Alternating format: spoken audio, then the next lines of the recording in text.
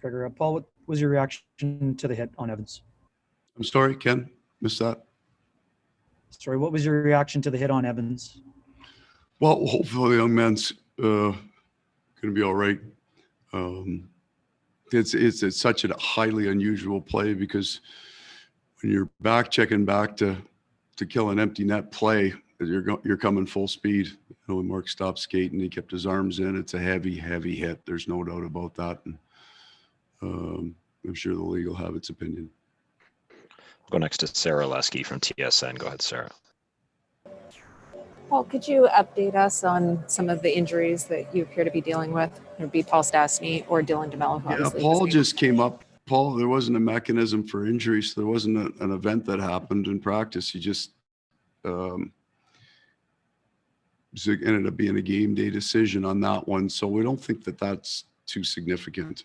So we'll list him as day to day. Dylan got hurt on his first shift, and I won't have a better feel for what it is until tomorrow. We'll go next to Jeff Hamilton from the Winnipeg Free Press. Go ahead, Jeff. Paul, how with DeMello's absence, how challenging was it to run that back bench? It was challenging in tonight's game, but in some ways, I'm thinking it can be a positive because you almost got to run those guys hard to get them back into that game pace. So all those guys got lots of minutes, and they'll be quite a bit sharper, I think, in the next game. But in that particular game, losing a guy on his first shift, that's a real challenge for you. Go back to Jeff Hamilton for a follow-up. Go ahead, Jeff.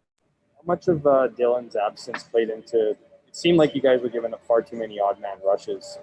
Yeah, I don't think that was the lack of Dylan in the lineup. I mean, we had the puck a lot of times on those, and we're trying to do something tight with it, and there wasn't room to do that in this game, and we gave a lot of pucks back to them that created those plays. So I don't think it was had anything to do with being down to 5D.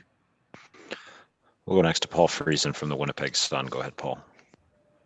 Thanks, Gregor. Paul, back to that hit by Mark. Joel Edmondson says they hope the league deals with it, and if Mark does come back, they're going to make his life miserable, is what he said. How do you respond to that? Yeah, I mean, the players will sort things out on the ice. I mean, nobody would ever be stupid enough to say anything premeditated going into the next game. We'll go next to Scott Billick from the Winnipeg Sun. Go ahead, Scott.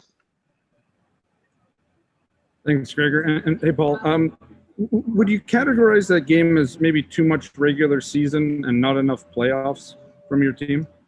I thought they were real good. They looked like they were right in their rhythm, and we weren't as good as we had been. We didn't come to the rink to play regular season hockey. We understand. We're excited about the challenge that we have here that we're dealing with. We can be better. We know that. But they were good. They played a hell of a game. We'll go next to Guillaume Lefrançois from La Presse. Go ahead, Guillaume. Hi, Paul. I know you mentioned that Mark was back checking hard, but he did seem a bit maybe frustrated at times during the game. How do you think he handled the emotions and the frustration throughout the night?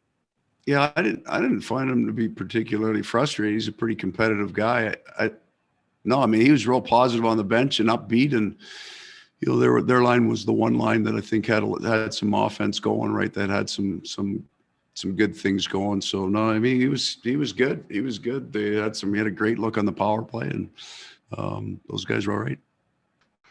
Go back to Sarah Lesky from TSN. Go ahead, Sarah. Well, you mentioned a few things, but just in general, what was the biggest difference that you saw with your group tonight compared to maybe the style of game or play that we had seen in those 4 games against Edmonton? Yeah, we just weren't particularly sharp. You know, we had a hard time kind of in 2 areas, probably just that sharpness with the puck, how we moved it, and then some of our decisions kind of to try to do things that we don't need to do. But again, I mean, you can look slow when the other team plays a real fast game, and they closed out a lot of those places that they're really good at. So, yeah, I mean, before we would just give you a long speech of how much better we can play, I think you got to look at Montreal and say they played a hell of a game. We'll go next to Murat Atesh from The Athletic. Go ahead, Murat.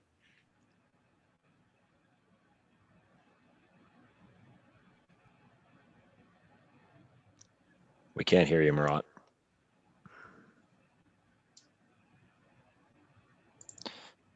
Okay, moving on to Sean Reynolds from Sportsnet. Go ahead, Sean.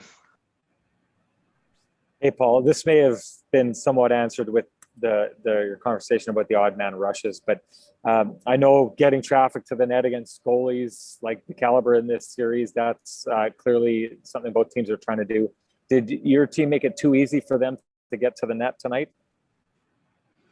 Early in the game, you know, we were, they got a lot of action from their points. So there's a couple of places that we've got to, the puck to the net isn't dangerous if it never gets to the net. So yeah, we can be better there for sure. And final question to Jeff Hamilton from the Free Press. Go ahead, Jeff. Thanks, Paul.